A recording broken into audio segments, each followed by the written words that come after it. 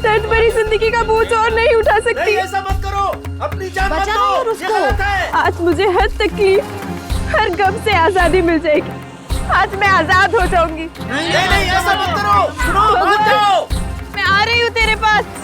नहीं, ऐसा मत करो, खुद की जान मत दो, ये सबसे बड़ा पाप है। पाप और पुण्य कोई मायने नहीं रखते मेरे लिए। अब मैंने फैसला कर लिया है। अरे ऐसा भी क्या दुख है तुम्हें जो तुम अपनी जान देना चाहती हो? मेरे दुख की गहराई सिर्फ वही समझ सकता है जिसने कभी प्यार की गहराई ना पी हो। अरे नीचे आओ प्लीज। और उसी प्यार में धोखा खाया हो।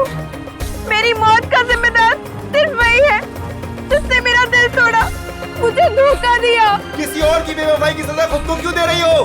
ताकि मेरे मरने के बाद उसकी जिंदगी सजा बन सके। नहीं। अरे साहब, इस लड़की ने छत का दरवाजा भी अंदर से बंद करके रखा है और कोई तरीका भी नहीं है इसे रोकने का। अरे पर कोई तो रास्ता निकालना पड़ेगा ना।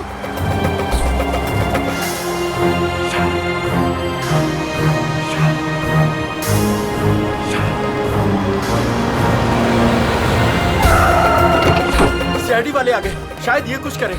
साहब मैंने ही आपको फोन किया था, वो रही लड़की। अभिजीत से किसी भी हालत में बचाना होगा।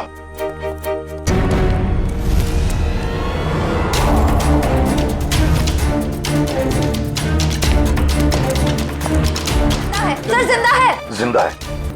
देखो घबराओ, एम्बुलेंस आती होगी, बताओ कुछ कहना चाहती हो? हाँ, शापित ड्रेस जूही। कौन जूही? सुनो अभिजीत। सर एम्बुलेंस बस आ रही है। अब तो इस बेचारी तोड़ दिया इसने। सर मरने से पहले दो बातें कह रही थी ये, शापित ड्रेस और जूही को बचाना। मतलब हो सकता है अभिजीत, इस आत्महत्या के साथ राज छुपा है, पता लगाना पड़ेगा। ये कौन है? होटल का मैनेजर कहाँ है? मैनेजर साहब 4 दिन से छुट्टी पर गए हुए हैं और आज हमारे होटल में एक बहुत बड़ी शादी है, तो सारे लोग उसी में लगे हुए हैं। अच्छा, क्या आप में से कोई इस बेचारी को जानता है? सर मैंने कोई विज्ञापनों में देखा है इसे। अच्छा, मॉडल थी मतलब? और कुछ जानते हो? सर सुबह में मैंने इसे देखा था, ठीक ठाक थी। एक रेस्टोरेंट में चाय नाश्ता करने बैठी थी सर। ये अकेली थी या इसके साथ कोई और भी था? नहीं सर, इसके साथ और कोई नहीं था। कौन से रेस्टोरेंट देखा था? अरे जॉनी, कौन मस्का देना? अभी लाया। बैठिए सर, बैठिए। क्या लेंगे आप? नहीं, कुछ खाने पीने नहीं आए, कुछ पूछताछ करने आए। सर आप इस लड़की की फोटो देखो। इस लड़की ने अभी अभी आत्महत्या कर ली है। इसको पहचानते हो? साहब ये तो मेहर कुमार है, पर इन्होंने आत्महत्या क्यों कर ली?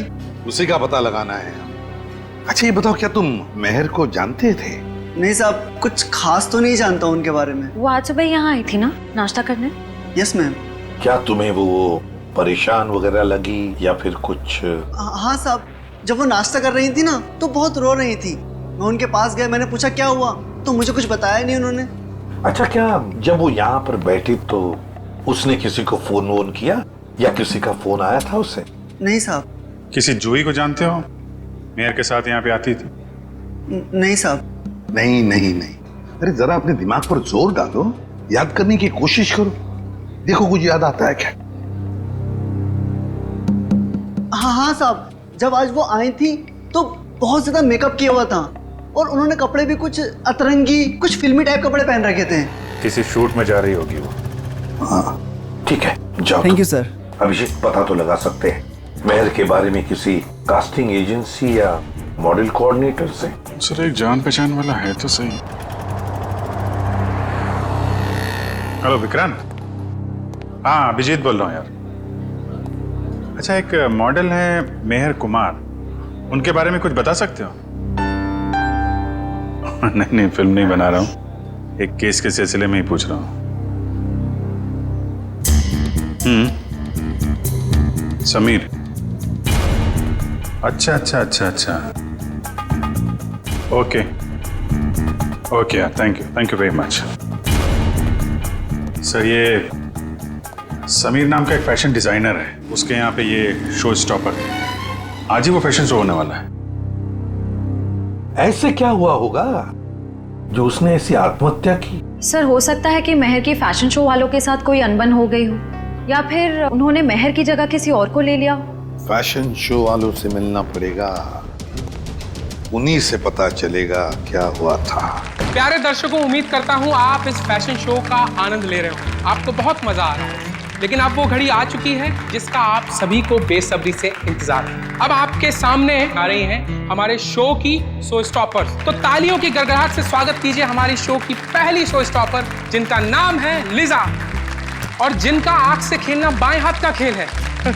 तालियों से स्वागत कीजिए प्लीज। आग और जहर की इस गर्मी को ठंडक पहुंचाने के लिए आपसे रूबरू करा रहे हैं पानी को, पानी जिसे जीवन और सृष्टि की नींव मानी जाती है। फैशन शो का वेन्यू कितनी दूर है अभी? सर तकरीबन 2 किलोमीटर दूर है, आगे सिग्नल से राइट। दोस्तों, अब वक्त है हमारी शो की आखिरी शो स्टॉपर का, जिसका नाम है जूही, जो मुंबई में आपको हिल स्टेशन की ठंडी ठंडी वादियों का एहसास करा देगी। तो स्वागत कीजिए हमारी तीसरी शो स्टॉपर जूही का।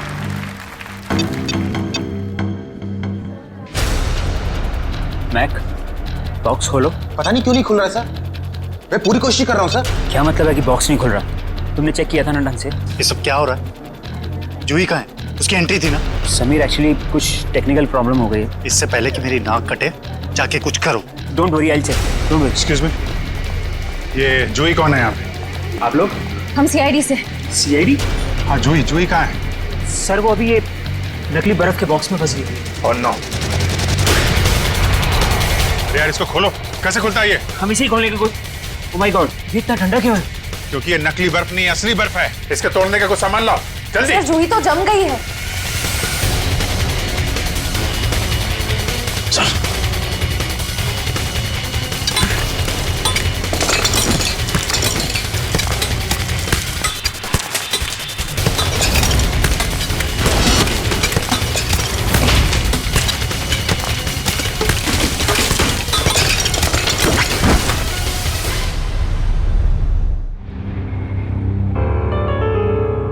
जूही, सर इसकी नब्ज नहीं चल रही, ये मर चुकी है।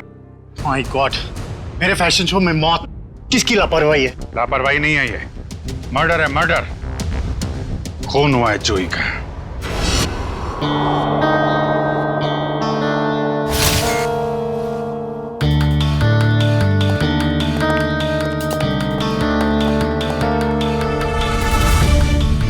क्या लगता है? शरीर पे तो कोई जख्म नहीं दिख रहा है, ना कोई गोली का निशान और ना ही किसी हथियार का। सर पे भी किसी किस्म का कोई जख्म नहीं है, कलाइयों पर भी कोई निशान नहीं है। मतलब हाथापाई नहीं हुई है? अभिजीत, प्राइमा फेसाई तो ये एस्फिक्सिएशन का ही मामला लगता है। एस्फिक्सिएशन? मतलब इसकी मौत बर्फ में जमने की वजह से हुई है? फिलहाल तो यही लगता है, बाकी तो पोस्टमार्टम के बाद ही पता चलेगा। अच्छा, कितना टाइम लगता होगा आदमी को बर्फ में जमने में? यार कम से कम 4-5 घंटे तो लगते हैं। 4-5 घंटे? मतलब 4-5 घंटे से ये गायब होगी और किसी ने इस तरफ ध्यान भी नहीं दिया। हाँ सर, इसे तो नकली आइस बॉक्स में आना था। किसी ने नकली आइस बॉक्स की जगह असली बर्फ की सीली लगा दी और किसी को पता भी नहीं चला। वही तो। सर सच कह रहा हूँ मैं, वो नकली एक्रेलिक बॉक्स आज सुबह ही आया था, मैंने खुद देखा उसे। और ये नकली आइस बॉक्स असली बर्फ में बदल गया। किसी ने कोई जादू वादू कर दिया था क्या उस पे? इसके बारे में तो विनीता से ही पूछना पड़ेगा। उसकी जिम्मेवारी थी कि वो जूही को उस बॉक्स में डाले। विनीता कहाँ है? बुलाओ जरा उसे। जी, मैं भी बुला के लाता हूँ। मिस्टर समीर, ये शापित ड्रेस का क्या चक्कर है? कई साल पहले मधुमिता नाम की एक मॉडल ने वो खूबसूरत ड्रेस पहना, लेकिन अफसोस एक फैशन शूट के चलते उसकी मौत हो गई। तब से मीडिया वालों ने इसको शापित ड्रेस का नाम दे दिया। आपका शो मेहर करने वाली थी ना? Yes sir. फिर अचानक शो से हटने की वजह? मेहर हमारी शो स्टॉपर थी, उसने भी सेम शापित ड्रेस पहनना था जो जूही ने पहना, लेकिन पता नहीं क्या अजीब हुआ और उसने खुद अपनी मर्जी से ये शो छोड़ दिया। क्या ऐसा क्या अजीब? आज सुबह। Hello girls. ओह हाय मेहर, आ गई तुम तो नहीं आने वाली थी राइट? हाँ, तुम तो यही चाहोगी ना कि मैं ना आऊं और सारी वाहवाही तुम अकेले ही लूट लो। हो प्लीज, सारी वाहवाही तो आज मुझे ही मिलने वाली है। गायत्री, तुम भी बहुत सीधी हो, इतना भी नहीं जानती कि दर्शक शो देखने तुम दोनों को देखने के लिए नहीं बल्कि मेहर को देखने आते हैं। मेहर, इतना भी मत उड़ो कि किसी दिन मुंह के बल जमीन पर गिरना पड़े। और वैसे भी इतना घमंड अच्छा नहीं होता। बहुत जलन हो रही है जूही। वैसे तुम्हारी जलन की वजह समझ सकती हूँ मैं, वो मशहूर ड्रेस मुझे जो पहनने को मिल रही है। मशहूर? महर, वो ड्रेस मशहूर नहीं, शापित। शापित। और ये तुम्हारी बदकिस्मती है कि तुम्हें वो ड्रेस पहनने को मिल रही है। अरे महर, तुम अभी तक रेडी नहीं हुई? चल आंटी, शो शुरू होने में भी बहुत वक्त। अरे बिल्कुल वक्त नहीं है, तुम जाओ और चेंज कर लो। तुम्हें मेकअप कराने में भी आधा घंटा लगता है। ओके, मेरी ड्रेस कहाँ है? तुम्हारे चेंजिंग रूम में।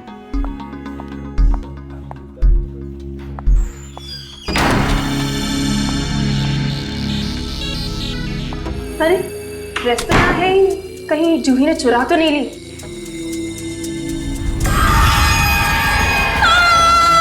अरे ये तो महर की आवाज है।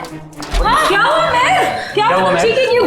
मेरे चेंजिंग रूम में कोई अरे कोई फैन घुस आया होगा। कोई फैन नहीं, हाँ एक औरत लटक रही है। औरत? मैं देखता हूँ।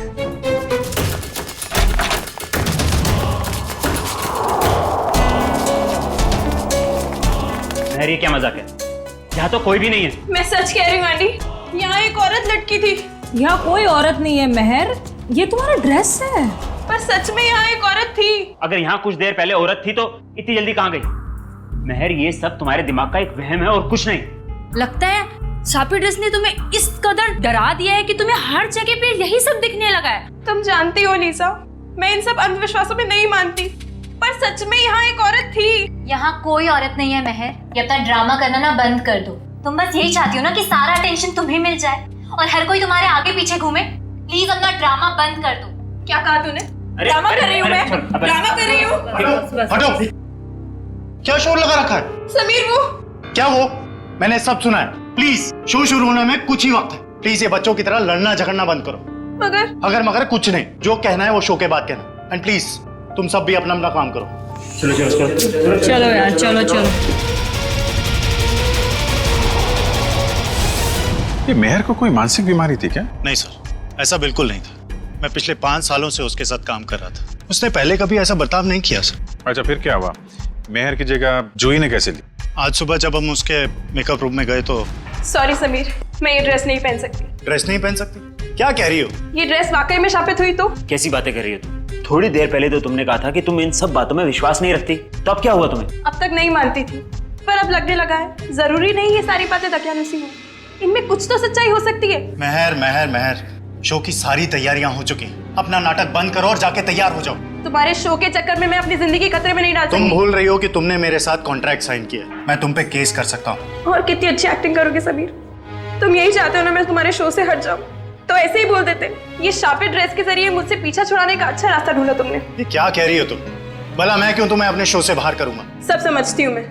आजकल वैसे भी तुम मुझसे सीधे मुंह बात नहीं करते हो। खैर, अगर तुम चाहते हो मैं ये शो करूं, तो मुझे कोई दूसरी ड्रेस दे दो। शो की सारी तैयारियां हो चुकी हैं। आखिरी वक्त पे हम ड्रेस नहीं बदल सकते। या तो ड्रेस बदलेगी या फिर मॉडल। अब तुम सोच लो, तुम्हें मेहर चाहिए या फिर ये ड्रेस? तो ठीक है, ड्रेस नहीं बदलेगी, तुम सोच लो।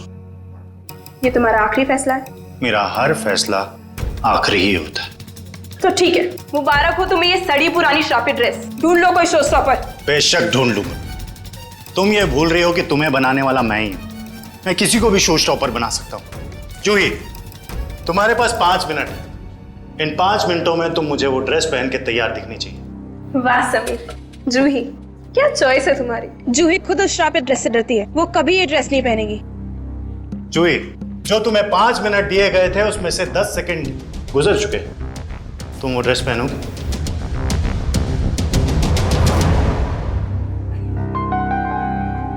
पहनूंगी सर। बेटा, मुझे ना कहने वाली मॉडल ज्यादा देर ऊंचाई पर नहीं रहती। आज से तुम्हारा बुरा वक्त शुरू। बुरा वक्त मेरा शुरू होगा या तुम्हारा, ये जल्दी पता चल जाएगा। और इस तरह जूही ने महर की जगह ले ली। सर, इसका मतलब महर को अंदाजा हो गया था कि जूही की जान खतरे में है, इसलिए उसने मरते वक्त ये कहा कि जूही को बचा लो। ये आप क्या कह रही हैं? महर की मौत हो गई? कब? कैसे? महर ने आत्महत्या कर ली है, एक बिल्डिंग की छत से कूद के। और मरने से पहले उसने हमें बोला था कि जूही को बचा लो, लेकिन देर हो गई। सर, ये है विनीता।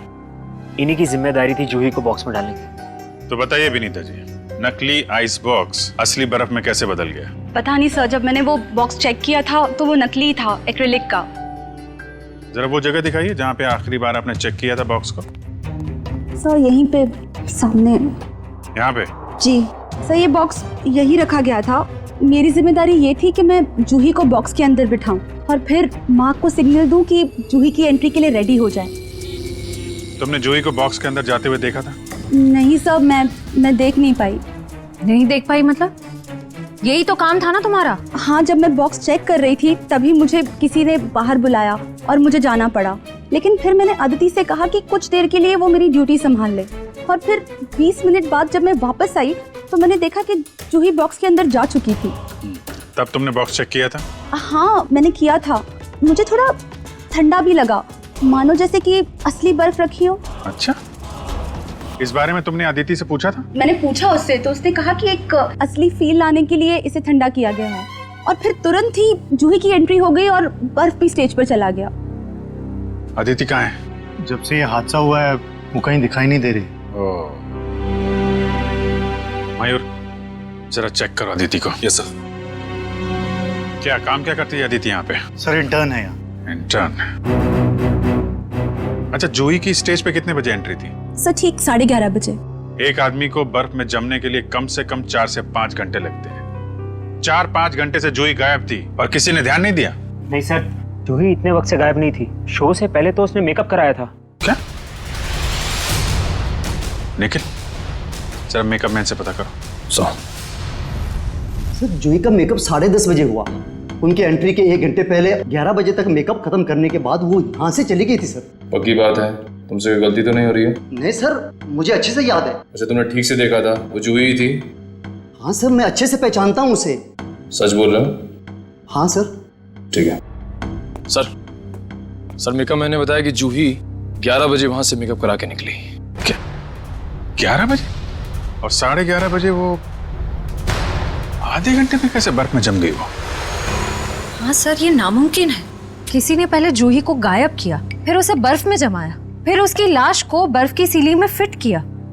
सर ये सब आधे घंटे में नहीं हो सकता। हाँ मयूर, क्या पता चला? कुछ नहीं सर। इतना तो तय इन सबके पीछे अदिति का हाथ है।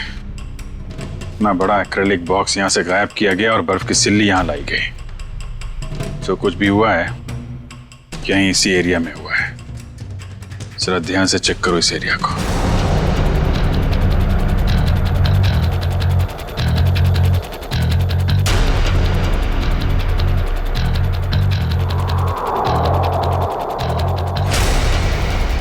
ये देखो यहाँ पे, बर्फ यहाँ पे रखी गई थी। निशान इस तरफ से आ रहा है। ऐसा लगता है बर्फ इस तरफ से घसीट कर लाई गई है। देखते हैं कहाँ पे ले जाती है इनमें निशान।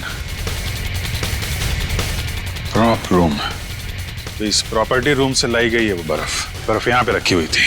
कहीं अदिति यहीं तो नहीं छुपी हुई? हो सकता है।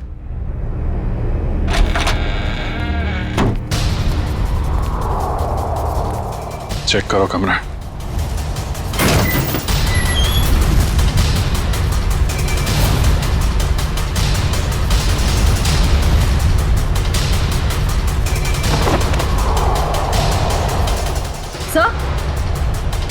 सर ये देखिए, एक्रिलिक बॉक्स यहाँ पे। निखिल, जरा बुला के लाओ समीर एंडी को। अच्छी प्लानिंग की इस अदिति ने। बर्फ की सिल्ली यहां से स्टेज पे ले गई और नकली बॉक्स यहां पे रख दिया। सर ये लो। ये है वो नकली बॉक्स? हाँ सर, यही है वो बॉक्स। कितने दिन पहले रखा है आपने अदिति को काम पे? लगभग 1 हफ्ते से। और काम पे रखने से पहले उसका बैकग्राउंड वगैरह तो चेक नहीं किया होगा? मगर ये सारा किया धरा उस अकेले का नहीं है, कोई ना कोई और शामिल है इस सब में। कौन हो सकता है सर? कोई भी हो सकता है, आप भी हो सकते हैं, या आप। लेकिन जो कोई भी है बहुत जल्द पकड़ा जाएगा। ये दरवाजा कहाँ पे खुलता है? सर ये हमारा बैक डोर है। शायद बर्फ यहीं से लाई गई है। गार्ड है यहाँ पे? हाँ सर, गाड़ी यहीं बैठता है। कितने बजे से ड्यूटी पे हो यहाँ पे? सुबह 8 बजे से। फिर तो तुमने देखा होगा ना बर्फ की सिल्ली कौन लेके गया अंदर? नहीं, अंदर तो कोई बर्फ की सिल्ली नहीं गई साहब।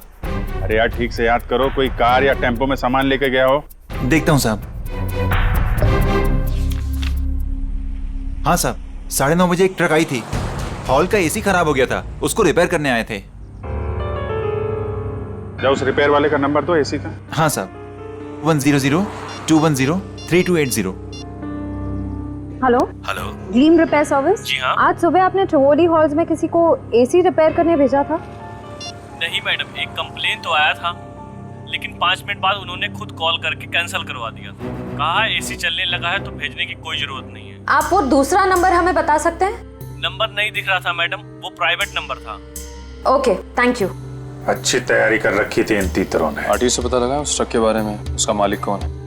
लगता है नंबर प्लेट भी नकली होगी, लेकिन चेक करो, देखो कुछ पता चलता है क्या।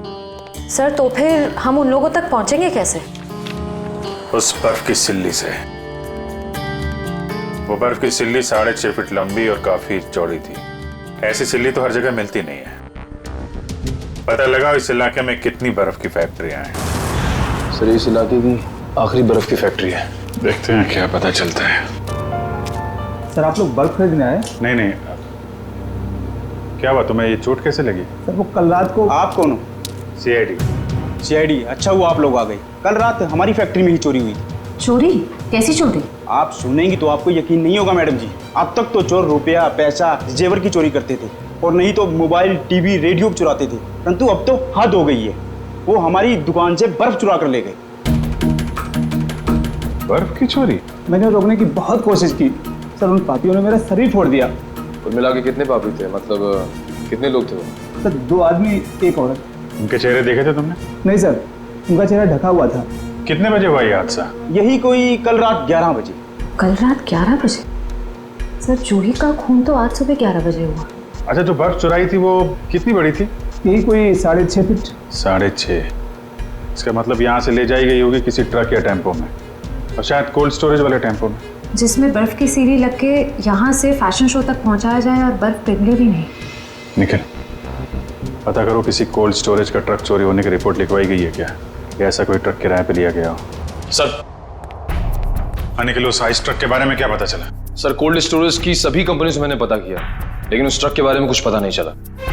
एक काम करो निखिल, आइस फैक्ट्रीज के आसपास जितने भी लोग रहते हैं, दुकानें हैं, सब में जाके पूछताछ करो। देखो शायद किसी ने कुछ देखा हो। सर ये केस तो दलदल की तरह धंसता जा रहा है।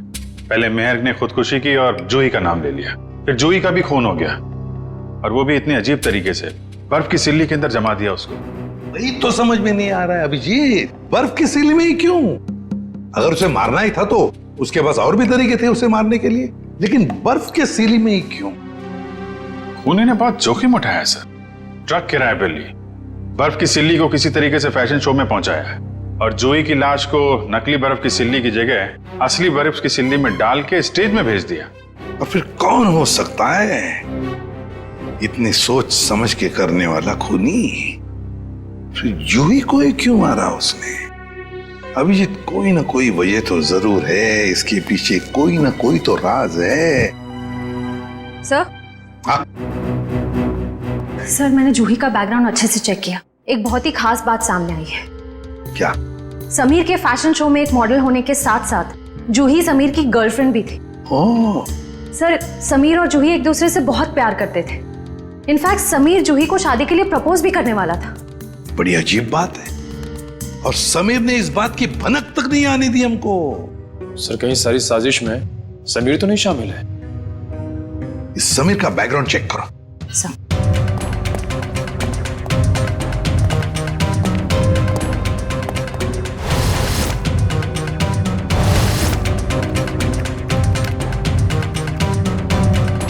सर समीर के बारे में ये तो बहुत ही इंटरेस्टिंग बात पता चली। नताशा नाम की लड़की की लाश मिली थी कोल्ड स्टोरेज फैक्ट्री में 5 साल पहले। नताशा नाम के लड़की की मौत की इंफॉर्मेशन समीर के बैकग्राउंड में क्यों? क्योंकि सर नताशा भी समीर की गर्लफ्रेंड थी। नताशा भी समीर की गर्लफ्रेंड थी? सर नताशा भी समीर की गर्लफ्रेंड और जूही भी। सर कहीं समीर ने तो नहीं दोनों को मार दिया? पुलिस को यही शक था, पर अदालत में कुछ साबित नहीं हो पाया। नताशा का देखो बैकग्राउंड जरा, देखो कुछ डिटेल्स है क्या?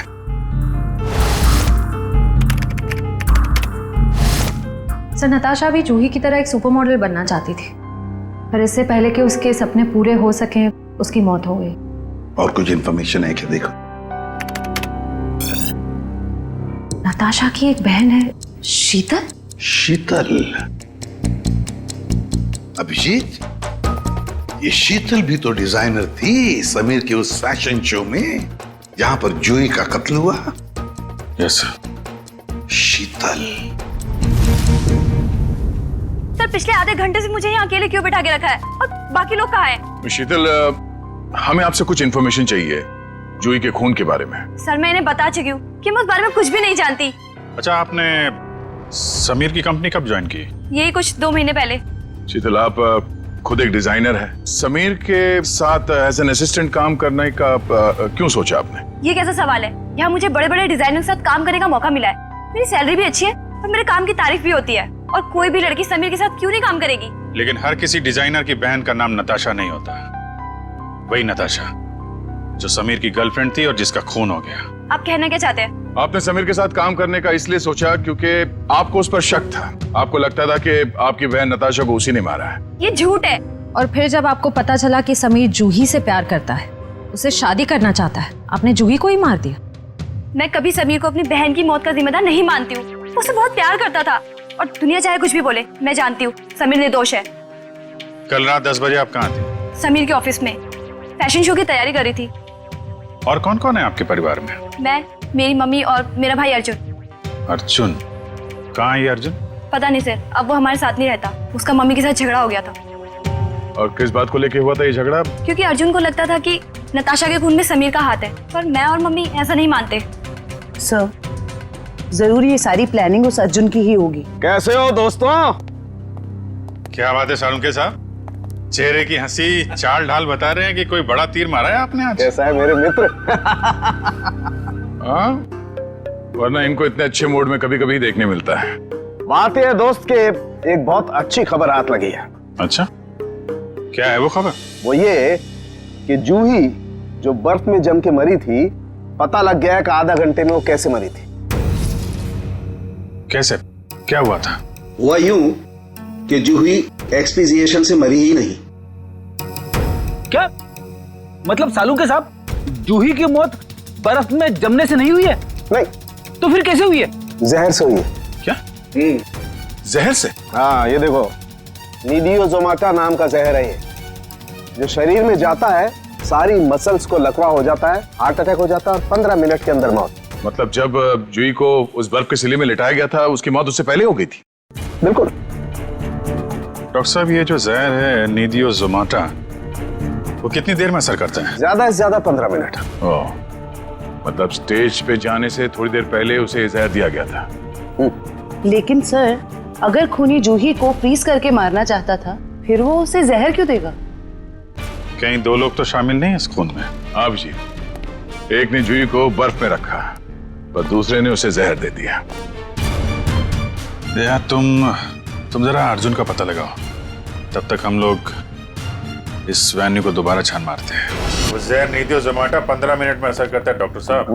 तो मरने से पहले वो तो मेकअप रूम में थी, मतलब जहर उसे मेकअप रूम में ही दिया गया होगा। तो देखते हैं फिर इस मेकअप रूम में कहाँ जहर है। लेकिन खोल करके स्प्रे दो, ऊपर ही पर रखा है।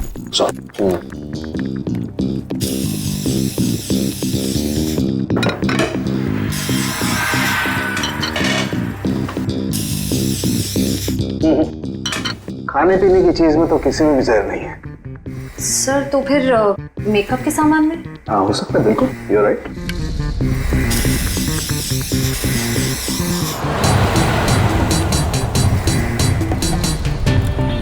कहाँ है? सर आगे आसपास ही है सर। हेलो? हाँ मम्मी, मैं जरा प्लेन में मैं लैंड करके आपको फोन करता हूँ। ओके। सॉरी सर, वो खाना वाना खाए कि नहीं पूछ रही थी तो। नहीं यार, मेकअप के भी किसी सामान में जहर नहीं। सर शायद इसमें।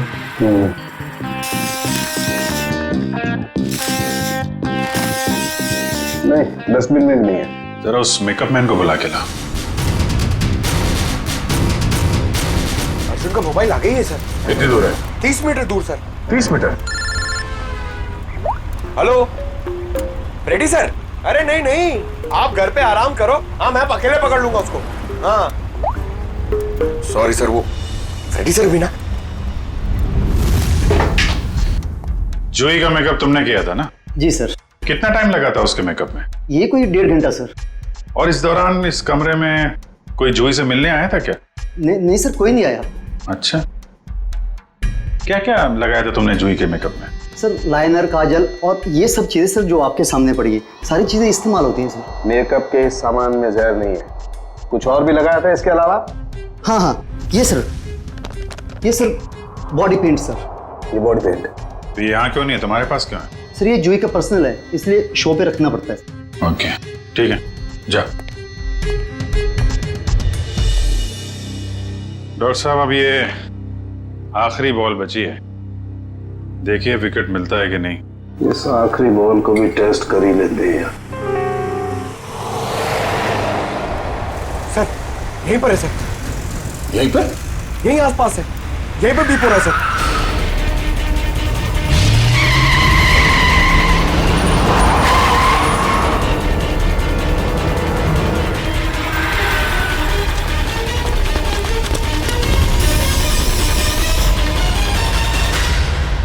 तुम्हारी आखिरी बॉल ने कमाल कर दिया। ये देखो सर, विकेट तो मिल गया। जहर इस पेंट में है। ये तो जूही का पर्सनल पेंट है, फिर इसमें जहर किसने मिलाया होगा? और उस खूनी तक हम पहुंचेंगे कैसे? उस खूनी तक उसका वही हथियार पहुंचाएगा जिसका इस्तेमाल उसने जूही की जान लेने के लिए किया है, ये पेंट।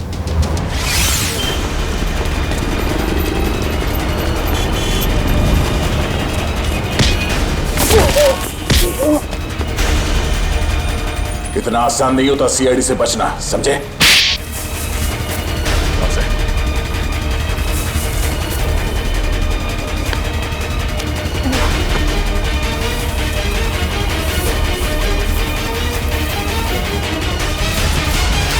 बोल। जिस पर नताशा की अर्थी उठी उसी दिन मैंने ये तय कर लिया, चाहे कुछ भी हो लेकिन एक न एक दिन मैं उसकी मौत का बदला जरूर लूंगा। मगर तुम तो समीर से बदला लेना चाहते थे ना, तो फिर जूही को क्यों मारा?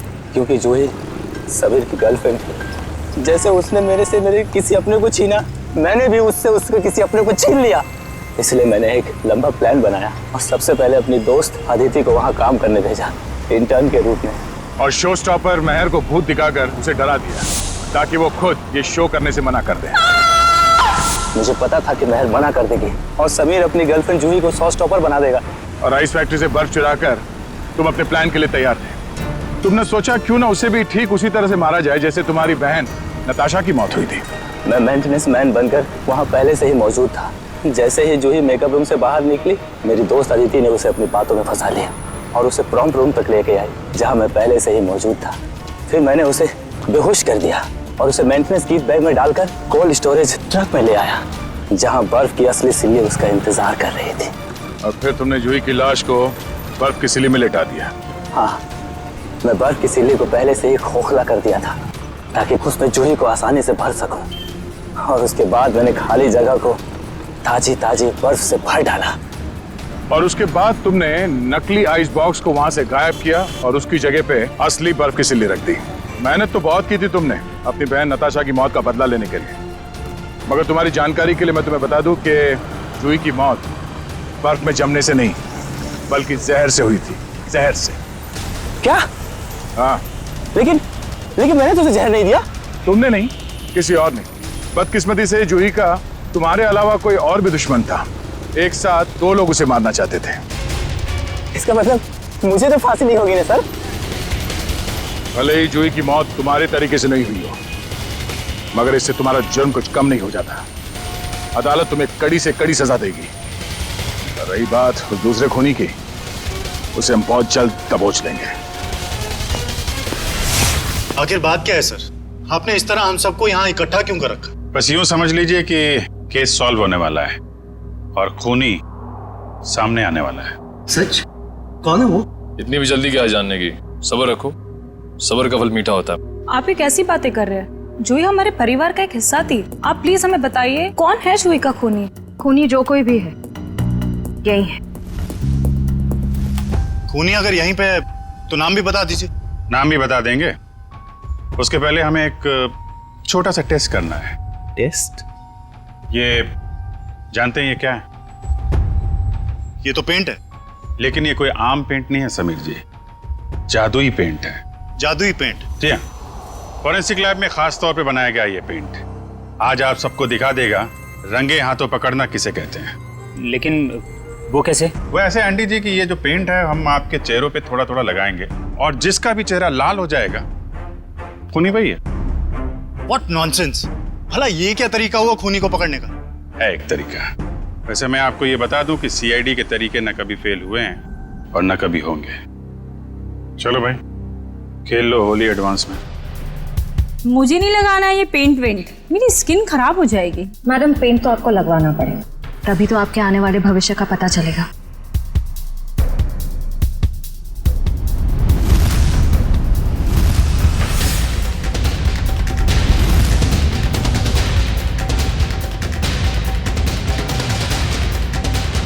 सर मैं जरा बाथरूम होकर आता हूँ। मिस्टर एंडी थोड़ा पेंट लगवा लीजिए, फिर बाथरूम में जाके मुंह भी धुल लीजिएगा। सर वो मैं सर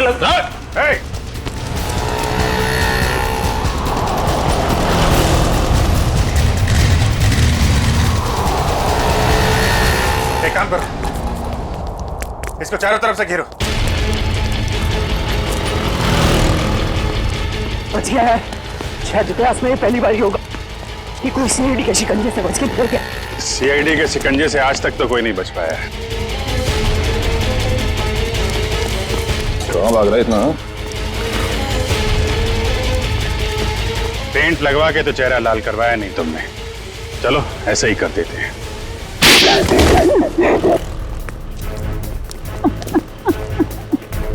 मैंने ही मारा जूही को।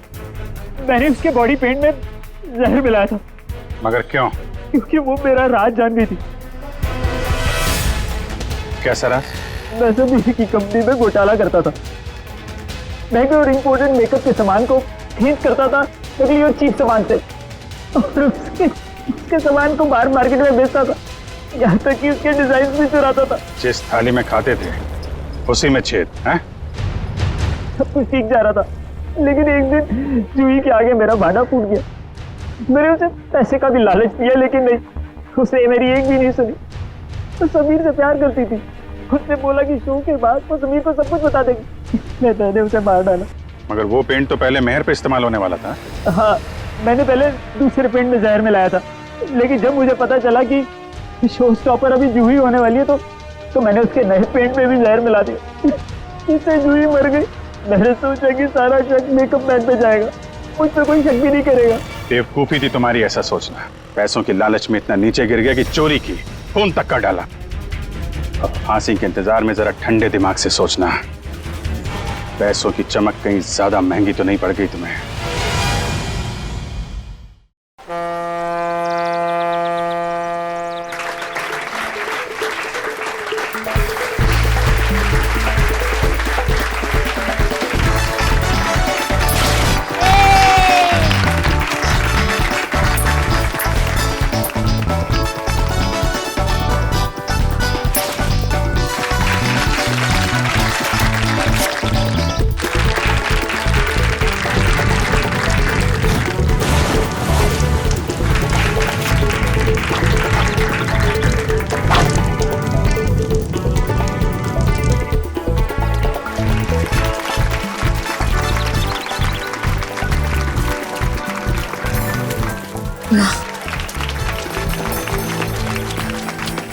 मम्मा। हाँ थैंक यू मम्मा, आपने इतने अच्छे मैजिशियंस बुलाए। ये सब मैंने आपके लिए तो किया है बेटा। आप जाओ अपने फ्रेंड्स के साथ एंजॉय करो, जाओ। नाइस पार्टी झिलमिल, तुम्हारी नौकरी जाने से बच गई। Thank you ma'am.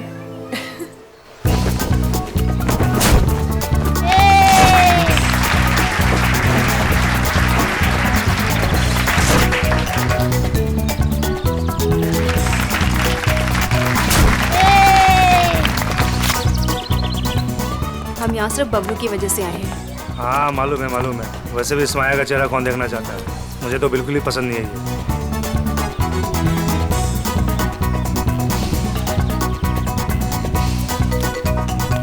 हाय प्रीतम।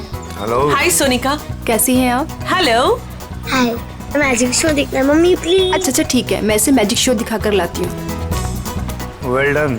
वैसे तुम्हारे इस नए कॉन्ट्रैक्ट में मेरे लिए हिस्सा तो जरूर होना चाहिए। तुम्हारा दिमाग खराब हो गया है क्या? दिमाग नहीं, जुबान खराब हो गई है मेरी। अगर मैंने अपनी जुबान खोल दी ना, बहुत प्रॉब्लम होगा तुम्हारे लिए। यू माँ, अगर इसने मेरी पार्टी खराब की ना तो मैं इसे बाहर फेंकवा दूंगी। माया बेटा, तू कुछ भी मत बोलो अभी। क्या आप लोग जादू देखना चाहेंगे?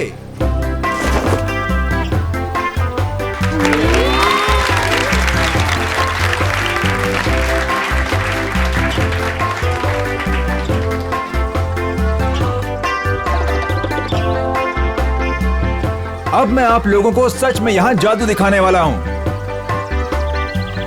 आज यहाँ पे जादूगर सिमसिम आप में से किसी एक को आसमान की सैर कराएगा। क्यों? प्लेन में बैठाओगे क्या? नहीं सर, आप देखिए तो सही जादूगर क्या करेगा यहाँ। कौन है आप में से वो जिसमें है जिगर आसमान में उड़ने का? सबको बेवकूफ बना सकते हो लेकिन मुझे नहीं। दिखाओ क्या दिखाते हो। प्रीतम सुनिए तो सही। अरे कुछ नहीं होगा। हाँ भाई जादूगर साहब, प्लीज प्लीज कम। या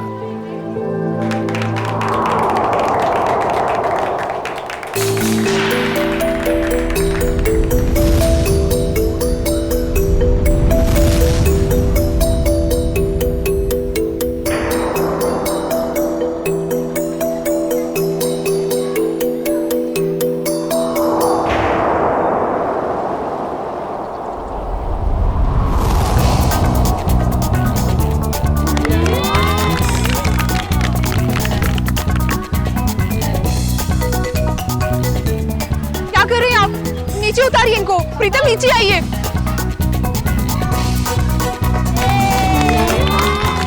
प्रीतम नीचे आइए, ये क्या कर रहे हैं आप? नीचे उतरिए।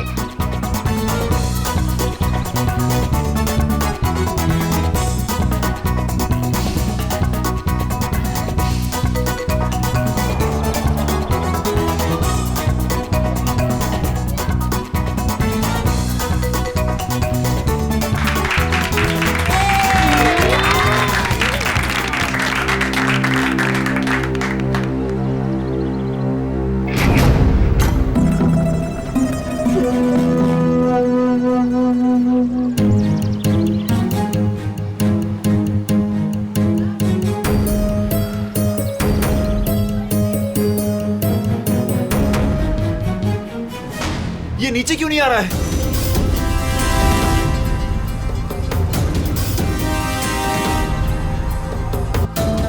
अरे ये किधर जा रहा है? अरे ये क्या हो गया प्रीतम?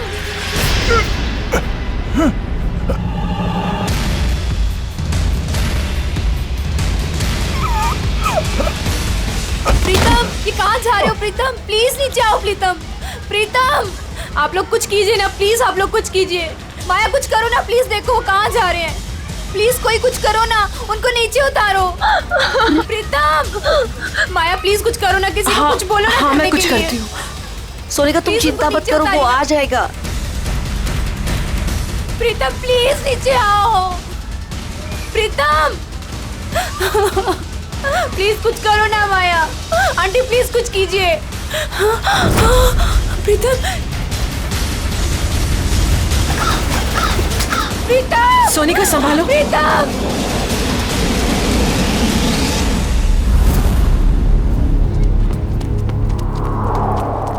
आजा आजा सोनिका, यहाँ कहाँ गए ढूंढते। होंगे? चलो चलो देखते तो है। चलो ऊपर चढ़ के दिखाई नहीं देखते। दे रहे हैं। कहाँ गया प्रीतम?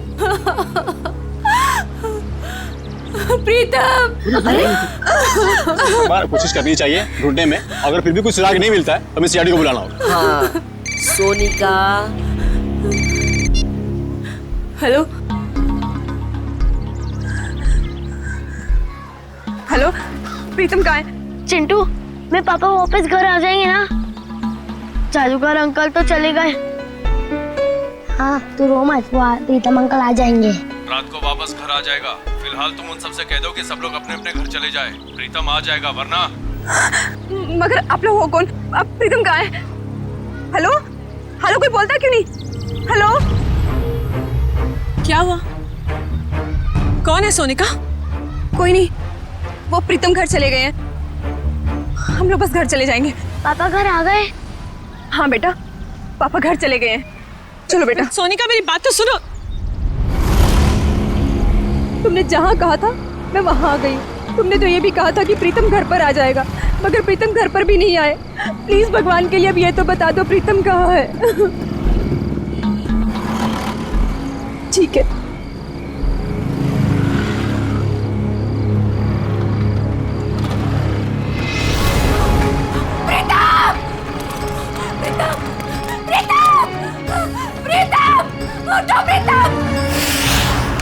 पंकज, इनमें से कोई भी 3 कार्ड उठाओ। मैं यूं चुटकी में बता दूंगा कि तुमने कौन से 3 कार्ड उठाए हैं। सर, ये कार्ड का मैजिक है ना, ये जाके अपने घर पे भाभी जी को दिखाओ, वो खुश हो जाएंगी। अरे नहीं, अब भाभी जी को नहीं बता सकता मैं। भाभी जी को घर में बहुत काम रहता है। अगर गुस्सा होगी ना तो बोरिया बिस्तर समेट के ब्यूरो आना पड़ेगा। अच्छा, तो आप इसीलिए ब्यूरो में टाइम पर आते हो, भाभी जी की डर की वजह से। यहाँ पे टाइम पे काम पे आना इस वजह से नहीं। अरे चुप कर। 3 कार्ड उठा। ऐसे भी सर देख लेंगे ना, जादू भूल जाओगे। कुछ बोला तुमने? नहीं। चलो मैं रेडी हूं। आबरा की डाबरा, चिंग चुंग पुंग। पंकज, तुमने राजा रानी और बादाम का इक्का उठाया है।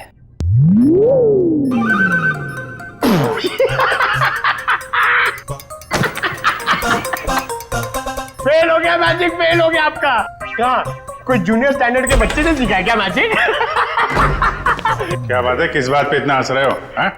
अरे सर, ये फ्रेडी सर ना मैजिक ट्रिक सिखा रहे थे सर, इनसे हुआ ही नहीं। पंकज, यार ये ट्रिक व्रिक बंद करो, समझे? कार्ड उठाओ, इसकी जेब में डाल दो। चलो निकलो। सर मैंने कुछ नहीं किया सर, ये कार्ड्स मेरे नहीं सर, ये फ्रेडी सर के। ये सीनियर होके मेरी ऐसी रैगिंग करते रहते सर, देखो ना। तुम्हारे कार्ड्स हैं? ठीक है, फिर वापस कर दो इसको। क्या हुआ? सर कार्ड्स मेरे पास नहीं है। अबे क्या बात कर रहा है? अभी तो तेरे जेब में डाले थे मैंने। नहीं सर, मेरी जेब खाली है। अरे कार्ड्स डाले नहीं होंगे इसकी जेब में तुमने। अरे सर, आपके सामने डाले थे। नहीं डाले, तुम्हारी जेब में ही है। अरे इधर चेक करो ना।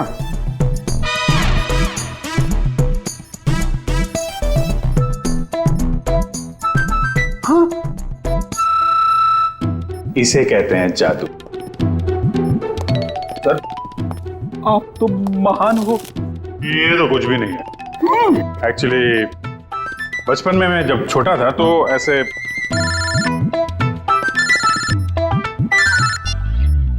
हेलो,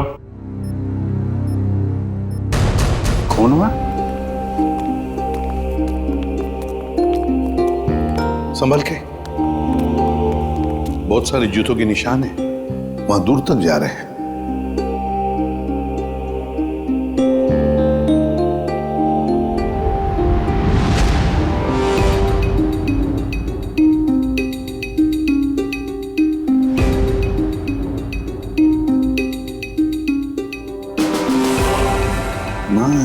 आसपास कुछ मिलता है क्या?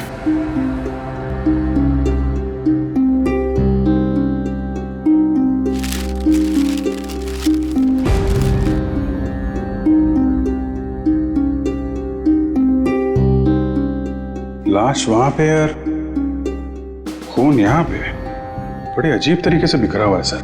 हाँ, यहाँ से यहाँ अलग तरीके से है, ये यहाँ पे बिल्कुल अलग तरीके से पैटर्न है।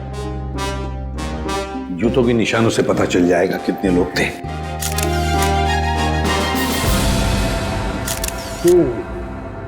बस कुल 6 जोड़ी जूतों के निशान है यहाँ पर, 6 जोड़ी।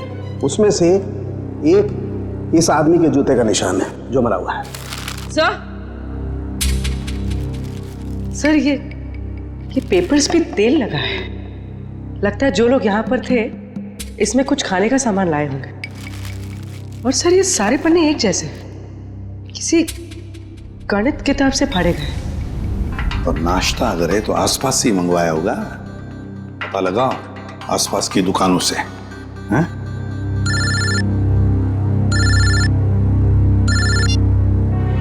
हेलो, हाँ बोल रहे हैं? क्या?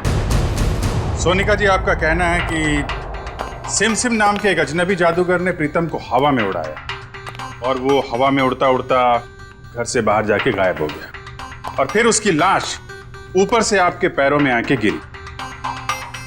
जी बिल्कुल सही। और इन सब की जिम्मेदार ये माया है। सोनिका जी, माया जी कोई जादूगरनी नहीं है, ये तो आपके सामने ही थी ना। देखिए ना सर, ये कैसी बहकी बहकी बातें कर रही है। सोनिका जी, आपको ऐसा क्यों लगता है कि प्रीतम की इस हालत की जिम्मेदार माया जी हैं? सर, इनके और मेरे पति के बीच में काफी टाइम से तनाव चल रहा था और वो पार्टी भी तो इन्होंने ही रखी थी और वो जादूगर वो भी तो इन्होंने ही बुलाए थे। नहीं सर जी, जादूगर माया ने नहीं बुलवाए थे, वो तो झिलमिल ने बुलवाए थे। झिलमिल माया की मैनेजर। बताइए झिलमिल जी। सर, वो मैडम ने एक दिन पहले कहा कि पार्टी में अलग तरह की जादू की योजना होनी चाहिए, तो बस। तो वो जादूगर आपने बुलाए थे?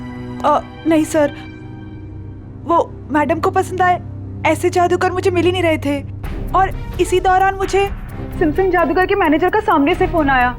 उन्होंने मुझे कुछ वीडियो लिंक्स भेजी, मुझे वो पसंद आई तो मैंने उन्हें काम पे रख लिया। वो जादूगर के मैनेजर का आपको फोन आया? जी। उन्हें कैसे पता कि आप जादूगर ढूंढ रहे हैं? पता नहीं सर। ये सब हो जाने के बाद आपने दोबारा फोन ट्राई किया? सर, मैंने काफी बार ट्राई किया लेकिन वो नंबर बार बार नॉट रीचेबल आ रहा था। और जिस नंबर से मुझे फोन आया था मैंने भी उस पर ट्राई किया मगर वो भी नहीं लग रहा था।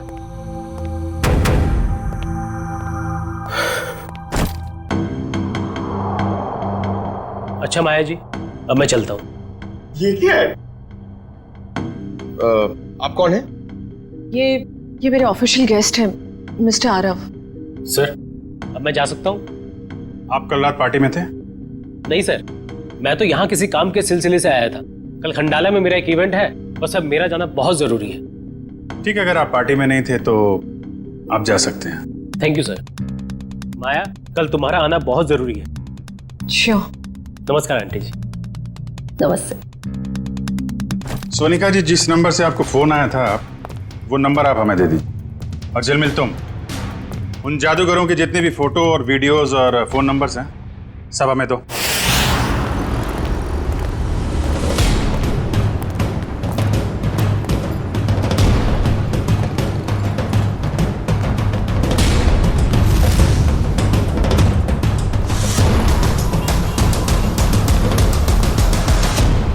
कहिए सर, कितने समोसे पैक कर दूं?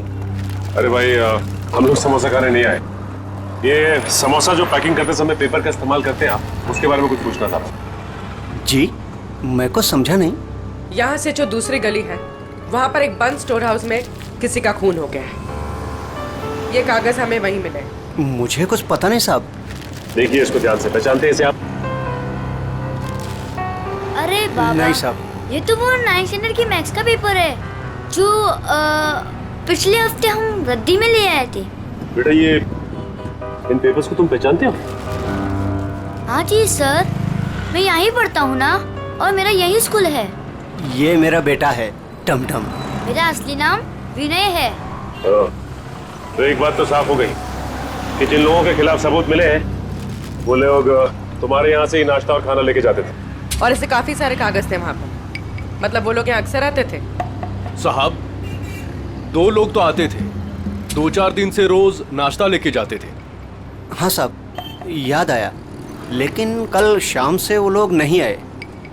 एक लड़का था और एक लड़की, और उस लड़की के चेहरे पे एक लंबा सा घाव का निशान था। वो दीदी मुझे तोहफे की जादू दिखाती थी।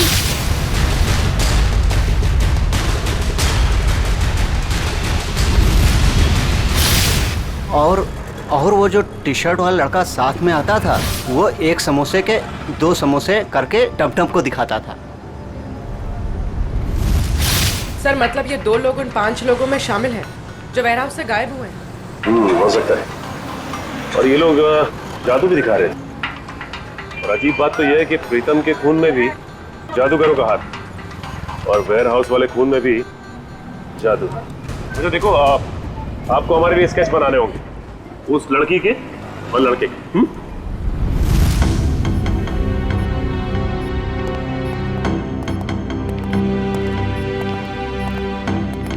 सालुंखे, ये क्या हो रहा है? हैं? कैसा पेंटिंग बना रहे तू? सर ये तो किसी पपेट का स्केच लगता है। नहीं पूर्वी, पपेट नहीं है। जादू दिखाते वक्त इस प्रीतम को इसी तरह से हवा में उठाया गया था, इन ड्रोन्स के जरिए। ये देखो, इसके हाथों पर ये निशान, और ये देखो इसके पैरों पर निशान। ये निशान वो इन्हीं ड्रोन्स के स्ट्रिंग्स के हैं, और ये ड्रोन्स भी बैटरी से चलने वाले ड्रोन्स हैं। सर ये क्या होता है?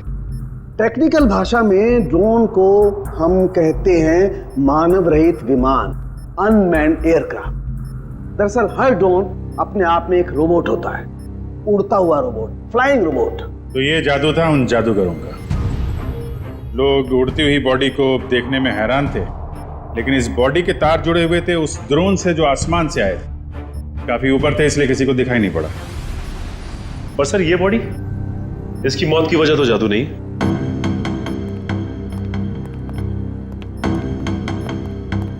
इसे किसी दांतेदार हथियार से काटा गया है। पेट कट के अलग हो गया है, वो भी रीढ़ की हड्डी के 2 हिस्से करके।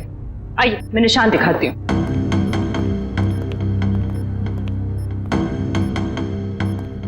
ये देखिए, इसकी इस तरीके से काटी गई है। और ये जरा बहुत खून दिखाई दिया था, इसे किसी ने स्प्रे किया हो, और ऐसा सिर्फ एक औजार से हो सकता है। आ रही है। पैर और जांघों के मसल्स में काफी खिंचाव मिला है।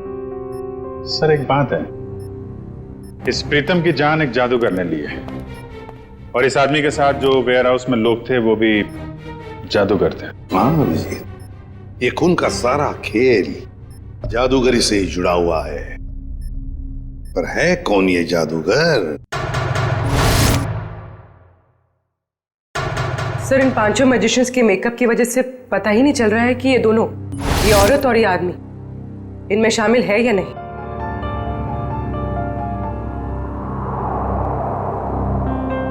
पूर्वी, ऊपर से 2 नंबर पे जो औरत है ना मैजिशियंस में, वो, और नीचे की ये जो 2 फोटोग्राफ्स है उसमें ये औरत, इन दोनों के फोटोग्राफ्स जूम करो। अभिजीत देखो, दोनों के चेहरे पर ऐसे स्कार है, जख्म का निशान है।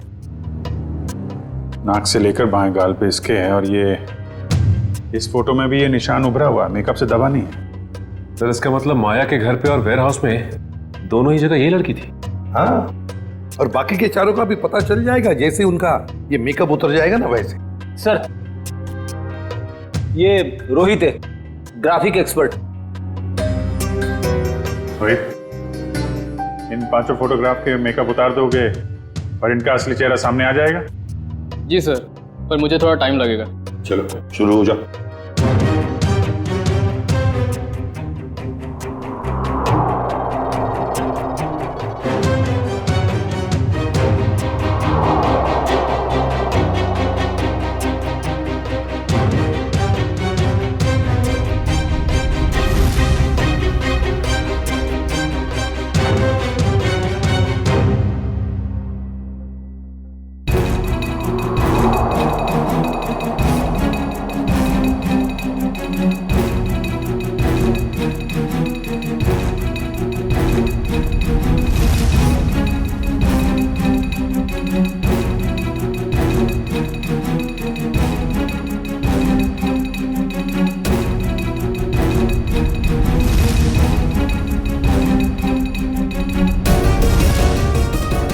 इसका मतलब है ये दोनों माया के पार्टी में थे, बाकी तीनों के साथ।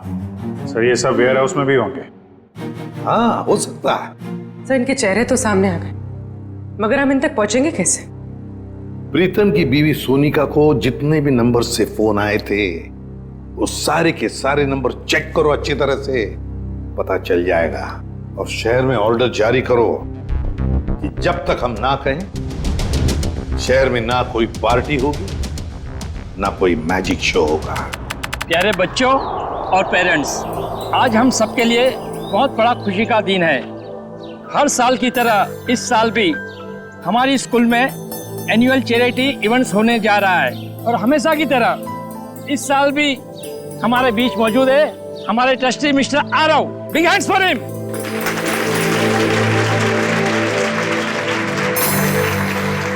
और बच्चों, आज की इवेंट शुरू करते हैं हम एक मैजिक शो के साथ। बड़े ही काबिल जादूगर अपने खेलों से हमारा मनोरंजन करेंगे। ये देखो मैजिशियन आ गए। बच्चों, अब मैजिशियन अपना शो दिखाएंगे। तालियां।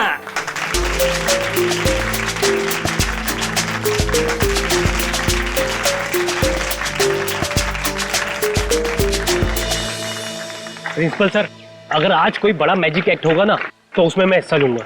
अरे जरूर, इससे तो बच्चे को प्रेरणा मिलेगी। बच्चों, शांति बनाए रखो। मैं हूँ विशाखा और आज हमारी टीम आपके सामने जादू के कुछ ऐसे किरदार दिखाएगी जो आपने ना कभी देखे होंगे ना कभी सुने होंगे।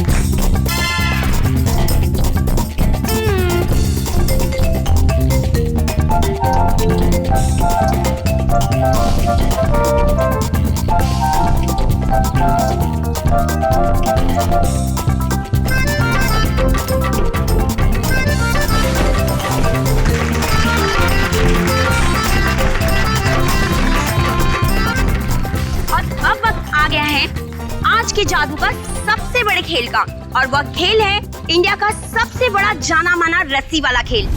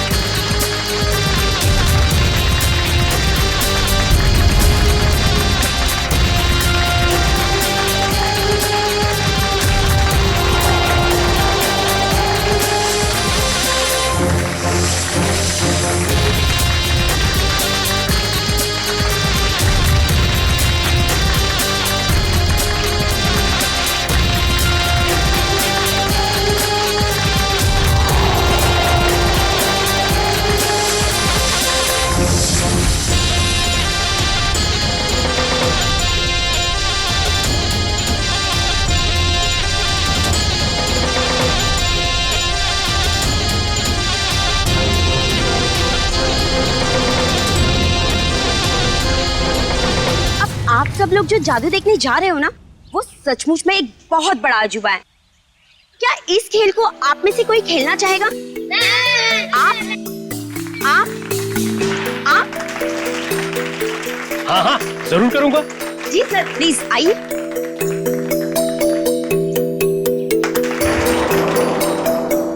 बच्चों, अब आप लोगों ने देखा ना कि मेरा पार्टनर ऊपर गया है और अब यह खिलाड़ी इस टोकरी के अंदर जाएगा और मेरा पार्टनर ऊपर बादलों में गुम हो जाएगा और उसके बाद यह खिलाड़ी ऊपर से नीचे आएगा और मेरा जादूगर इसमें से बाहर आएगा।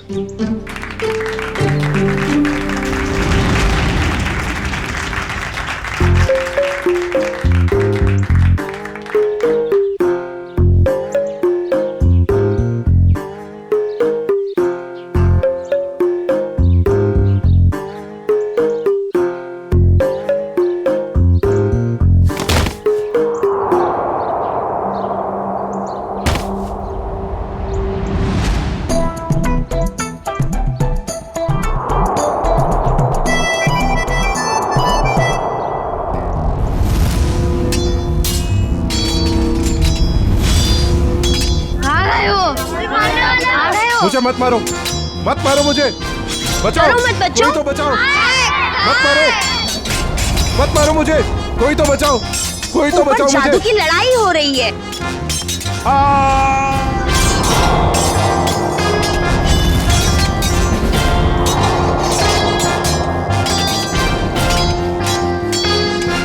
कुछ नहीं हुआ है बच्चों, शांत रहो, शांत रहो, ये जादू है बस और कुछ नहीं है। अब ये सारे पार्ट जुड़ जाएंगे और आपके आरव सर स्कूल के गेट पर आएंगे। वो देखिए, आपके आरव सर उस गेट पर आ गए हैं।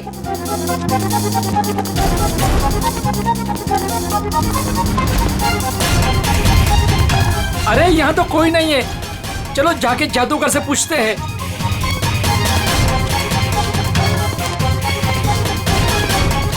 अरे ये लोग सब कहाँ चले गए?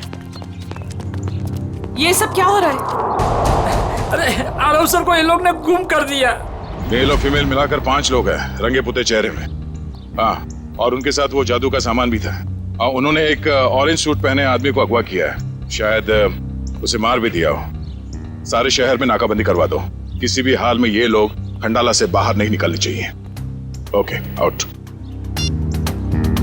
सारे मुंबई में हमने इनके शोज पर पाबंदी लगा रखी थी, इनका बाहर निकलना मुश्किल कर दिया था, मगर इन लोगों ने यहाँ खंडाला में आकर अपने काम को अंजाम दिया। मिसेस माया, ये जो हादसा हुआ है ये आपके पहचान वाले लोगों के साथ हुआ है, पहले प्रीतम और अब ये आरव।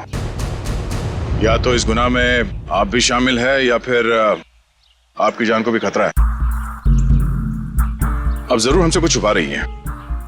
नहीं सर, ऐसी कोई बात नहीं है। मैं और प्रीतम तो बिजनेस पार्टनर थे। हम दोनों की एक एंटरटेनमेंट कंपनी थी, रेनबो मैजिक नाम की, जिसे हमने 2010 में आरव को बेच दिया था।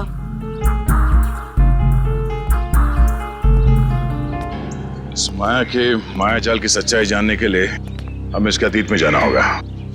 इसकी कंपनी और पार्टनरशिप की कहानी क्या है ये पता लगाना पड़ेगा। क्या? तीसरा पार्टनर? तीसरा पार्टनर कौन है? ये माया ने तो इसके बारे में कुछ बताया नहीं था। तो पता नहीं सर, इस बारे में आप लोगों को क्यों नहीं बताया। रेनबो मैजिक कंपनी के 3 मालिक थे, प्रीतम, माया और ऋषभ।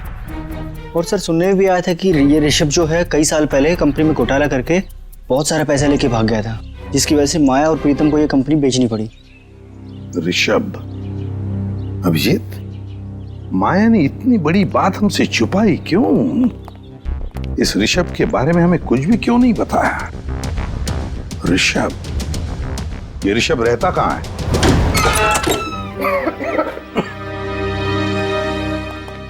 वाकई घर को देख के लगता है कि काफी समय से बनता है। हाँ, काम करते हैं, घर का कोना कोना छान मारते हैं, एक एक इंच देखो अच्छी तरह से, शायद कोई छुपा हुआ सुराग मिल जाए। हैं? लग जाओ काम पे।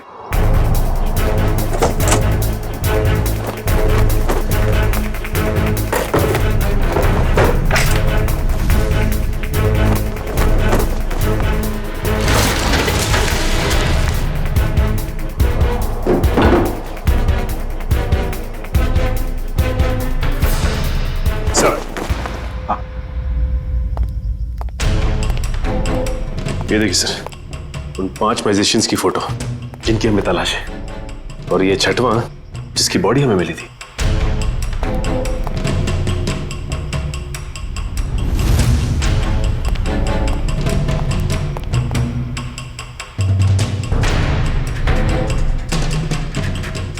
सर, सर किसी वास का टुकड़ा मिला है। वास का टुकड़ा? और बाकी हिस्सा कहाँ है? बाकी हिस्सा नहीं मिला। कहीं इस वास से तो कुछ नहीं किया ऋषभ को?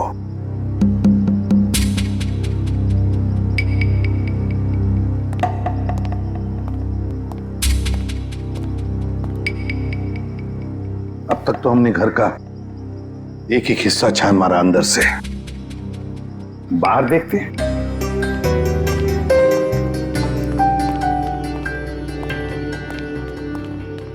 देखो सर, देखो आसपास कुछ मिलता है क्या?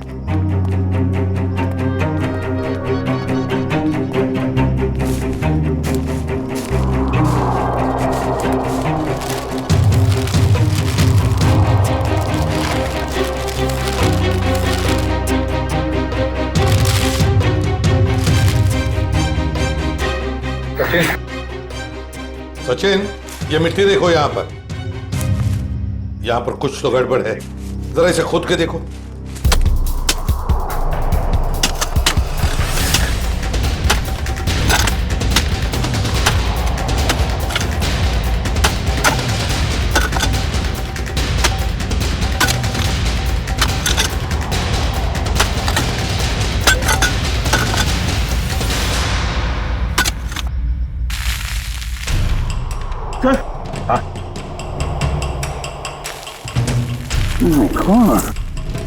लगता है ये किसी का कंकाल है।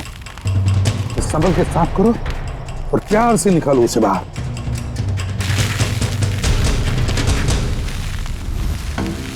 देखो, ये देखो, लगता है ये इस वास का हिस्सा है। ये देखो सर, खूनी ने एक हिस्सा गाड़ दिया और एक हिस्सा अंदर ही छोड़ दिया। पूर्वी, लगता है मारते वक्त ये हिस्सा वहीं पर गिर गया, ये बच गया तो उसने इसको दबा दिया है यहाँ पर।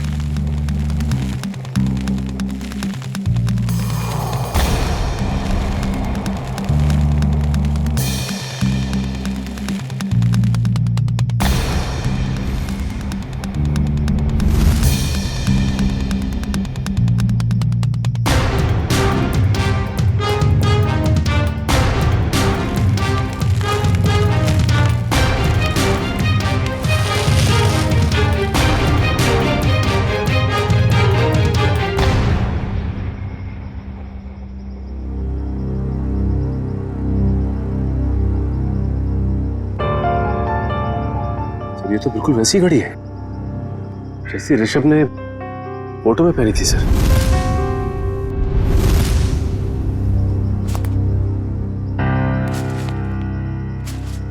ऋषभ की घड़ी? मतलब ऋषभ को मारकर यहाँ गाड़ दिया है किसी ने, और लोग समझ रहे थे कि ऋषभ गायब हो गया।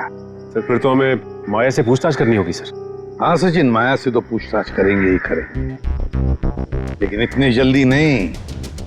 पहले इन 5 मैजिशियंस को घेर लेते हैं।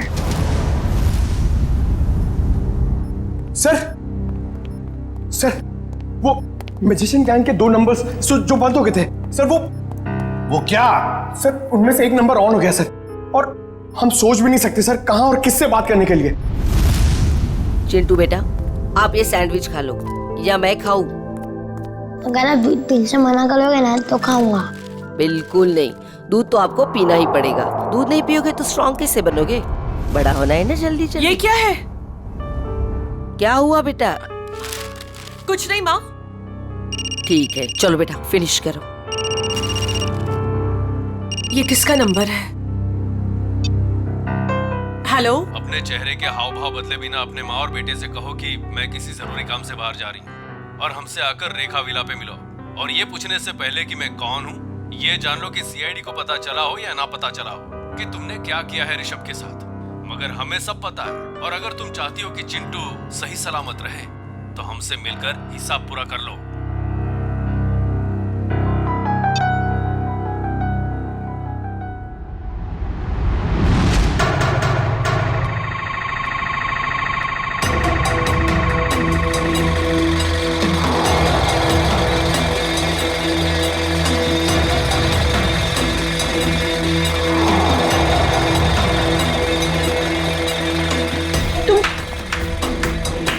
जादूगर लोग यहाँ क्या कर रहे हो? आइए माया जी, आइए। एक बार फिर से हमारे शो में आपका स्वागत है।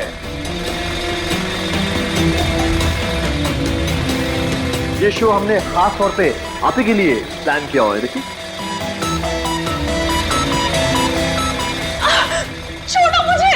चुपचाप खड़ी रहो और अब देखना कि हम तुम्हारा क्या हाल करते हैं। छोड़ो, छोड़ो, क्या कर रहे हो तुम लोग? छोड़ दो मुझे प्लीज, छोड़ दो मुझे प्लीज। क्यों चिल्ला रही हो? हाँ, सालों पहले ऋषभ बेटी चिल्ला रहा होगा, नहीं तुमने और प्रीतम ने उसकी एक लिख ली होगी। मार डाला उसको। नहीं, मैंने ऐसा कुछ नहीं किया। मेरी तुम्हारी कोई बात नहीं सुननी। तुमने भी ऋषभ के साथ ऐसा ही किया था और हम भी तुम्हारे साथ ऐसा ही करेंगे। और इस खास दिन के लिए तो हमने अपना एक दोस्त बिगाड़ा था। वो प्रैक्टिस के दौरान हमसे भूल हो गई थी। लेकिन ये गलती तुम्हारे साथ नहीं करेंगे हम। डालो इसे बॉक्स में। नहीं, छोड़ दो मुझे प्लीज, छोड़ दो, छोड़ दो।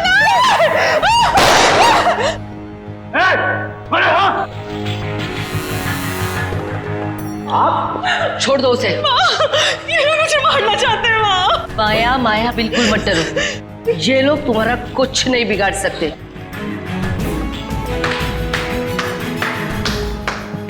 क्या बात है, बहुत अच्छा तमाशा था, पर इसे क्लाइमैक्स तक हम ले जाएंगे। सीआईडी? बिल्कुल, बहुत जादू वादू खेल लिया, अब जो जहां है वहीं खड़े रहे। सर, इन लोगों ने मेरी जान लेने की कोशिश की। मैंने इसे बचा लिया। क्या मस्त बचाया आपने राजेश्वरी जी। क्या मतलब है आपका? यही कि इन पांचों मैजिशियंस के फोन बंद थे और जैसे ही इनमें से किसी एक का मोबाइल एक्टिवेट हुआ, पहला फोन आया तो वो आपको आया। मुझे हो सकता है, मुझे कुछ भी पता नहीं। अब तो ये ड्रामा करने से बाज आई है। माया की मुंह बोली माँ और ऋषभ की सगी माँ राजेश्वरी जी। पहले तो इन पांचों को माया को मारने के लिए भेजा, अब खुद आ गई बचाने के लिए। मार दूंगा इस माया।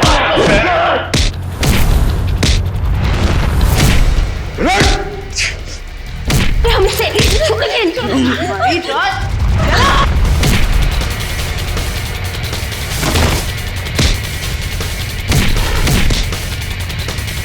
बहुत जादू दिखाया तूने, अभी ये जादू देख।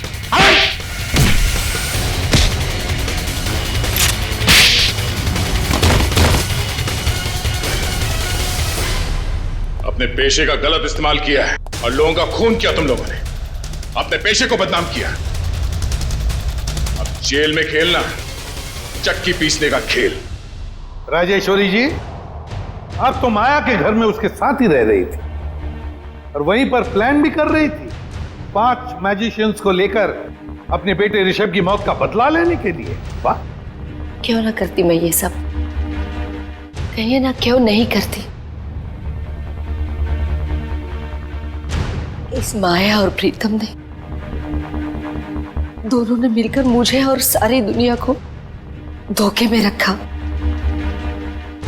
मेरे बेटे को धोखेबाज मुजरिम और भगोड़ा कहा और तो और मुझे भी इस बात का भरोसा दिला दिया। आपको कानून का सहारा लेना चाहिए था, कानून सजा देता इनको, लेकिन आपने खुद कानून को हाथ में ले लिया। सर, आपका कानून सबूत मांगता है और मेरे पास कोई सबूत नहीं था। सबूत ना होने पर इस माया और प्रीतम को कानून छोड़ देता। इसीलिए मैंने इनके साथ ही आरव को मारने का भी प्लान कर दिया ताकि कोई सबूत ही ना रहे। और माया, तुमने क्यों मारा ऋषभ को? सर मैंने ऋषभ को नहीं मारा है। उस दिन हालात ही कुछ ऐसे थे। हम घाटे में हैं और मैं कर्ज में। तुम्हारी जिद की वजह से मैं और माया मुसीबत और झेलने वाले नहीं है। कंपनी बिकेगी अब तो कुछ नहीं कहेगा, समझा? तू मुझे समझाएगा क्या करना चाहिए क्या नहीं? हाँ? अगर तू मेरे रास्ते में आएगा ना, मैं तुझे छोड़ूंगा नहीं। मुझे मारेगा तू? मुझे तेरी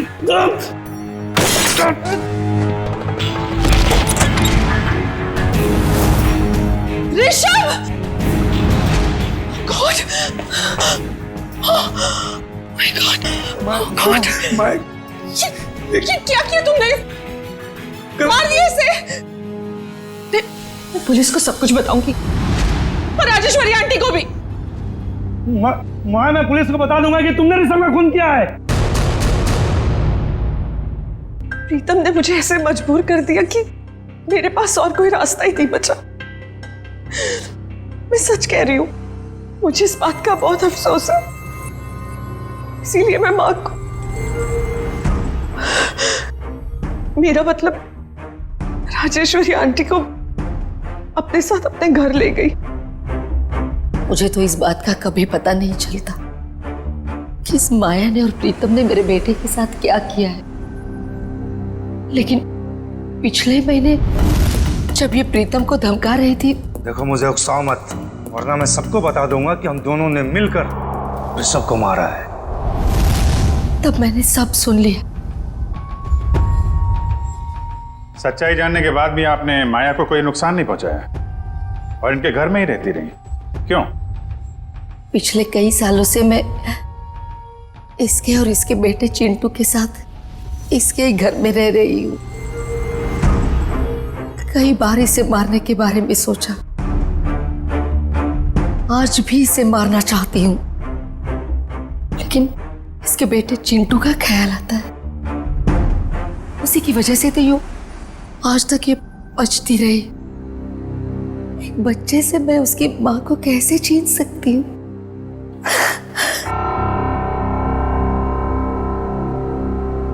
राजेश्वरी जी, आपने अपना बेटा खो दिया, इसका दुख हम समझ सकते हैं, लेकिन इसका मतलब ये नहीं कि अपने बेटे की मौत का बदला आप दो लोगों की जानें लेकर पूरा करो। नहीं। और माया, मैं तुमने एक मुजरिम का साथ दिया, प्रीतम का साथ दिया। कानून तुम दोनों को कभी माफ नहीं करेगा। कड़ी से कड़ी सजा होगी तुम दोनों को।